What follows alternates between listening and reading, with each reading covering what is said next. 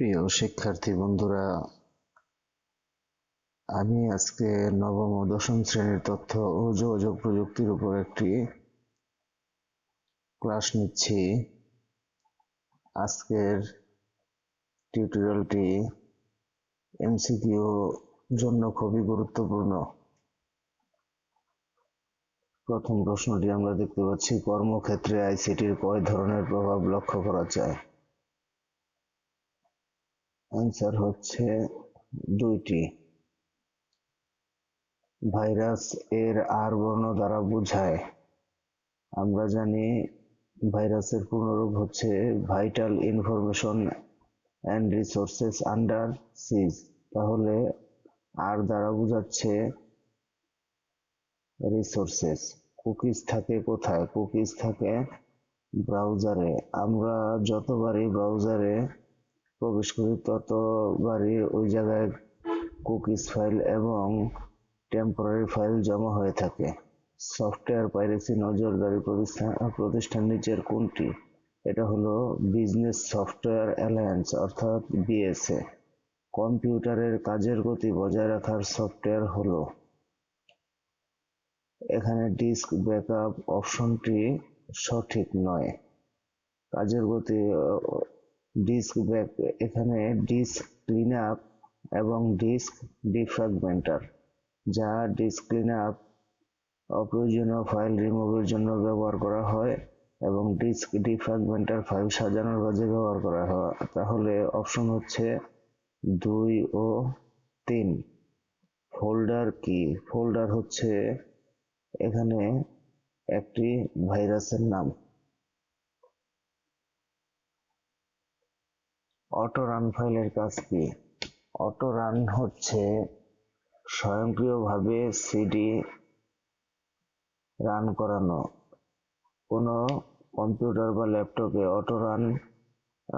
Auto run এই প্রোগ্রামটি help করে যদি পেন ড্রাইভ, সিডি আমরা ল্যাপটপ বা কম্পিউটারে প্রবেশ করাই, তখন স্বয়ংক্রিয়ভাবে এটি প্রোগ্রামকে সচল করতে সহায়তা করে। জরুরি কিছু কাজের কথা লেখা থাকে কোন ফাইলে?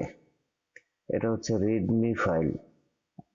আমরা যখন কোনো সফটওয়্যার ইনস্টল দিতে যাই তখন সফটওয়্যারে র্যাম কত দরকার, হার্ড ডিস্ক স্পেস কত দরকার, প্রসেসর স্পিড কত দরকার, এগুলির নির্দেশিকা দেওয়া থাকে রিডমি ফাইলে, যা আমরা ফলো করে যে কোনো সফটওয়্যার ইনস্টল করতে পারি। মাদারবোর্ডের সংযুক্ত ব্যাটারিটি কার্যক্ষমতা হারালে তারিখ ও সময় ঠিক থাকে না। ডিস্ক ক্লিন আপ যুক্ত থাকে কোনটিতে? Disk clean up, disk defragmenter, এইগুলি আসলে অপারেটিং সিস্টেমের সাথে সংযুক্ত থাকে। সফটওয়্যার আনইনস্টলের জন্য আমাদের অ্যাড রিমুভ প্রোগ্রামে ঢুকতে হয়, কন্ট্রোল প্যানেলে ঢুকতে হয়, আনইনস্টল প্রোগ্রামে ঢুকতে হয়। তাহলে অপশন হচ্ছে সবগুলি। র্যাম ইনস্টল না করে কম্পিউটার চালু করলে কোন ধরনের সাউন্ড হয়? এটা হলো বিপ সাউন্ড। কিবোর্ডের কোন ফাংশন কি চেপে রেজিস্ট্রির সব জায়গা থেকে ডিলিট করার জন্য নির্বাচিত ফাইলগুলো মুছে দিতে হয়? এটা হচ্ছে F3। বাংলাদেশে তথ্য অধিকার আইন কত সালে? 2009 সালে চালু হয়েছে। ইএমটিএস এর মাধ্যমে 1 মিনিটে সর্বোচ্চ কত টাকা পাঠানো যায়? তা হচ্ছে 50,000।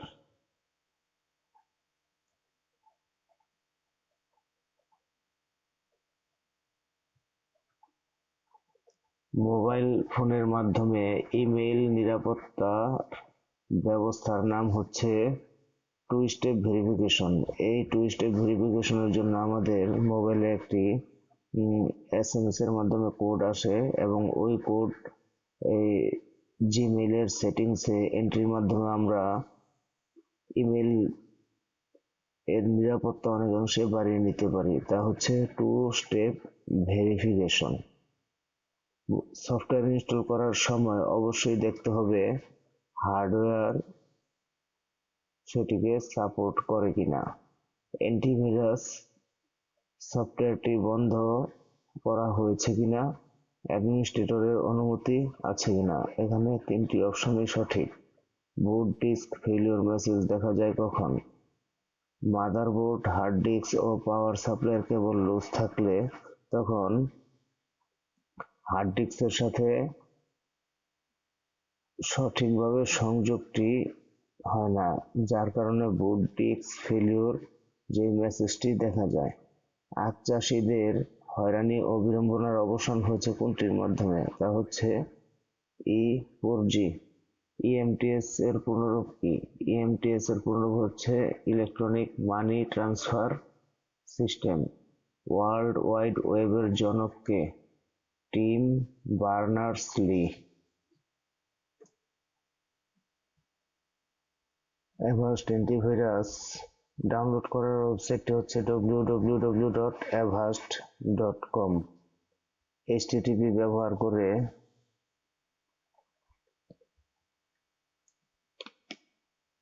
তথ্য ব্যবস্থাপনার প্রস্তাব করেন কে? Sir Timothy. কত সালে অ্যাপল কম্পিউটার নামে একটি প্রতিষ্ঠান চালু হয়? তা হচ্ছে 1976 সালে, যা স্টিভ জবস অ্যাপল এর প্রতিষ্ঠা করেন। তথ্য অধিকার ও নিরাপত্তার জন্য আইনের 7ম ধারায় কয়টি বিষয়কে আইনের আওতামুক্ত রাখা হয়েছে? এটা হচ্ছে 20টি। 20টি বিষয়কে তথ্য অধিকার ও নিরাপত্তার জন্য আইনের আওতা মুক্ত রাখা হয়েছে। তাহলে শিক্ষার্থীরা, আজকের ক্লাস এখানেই শেষ করছি। আল্লাহ হাফেজ।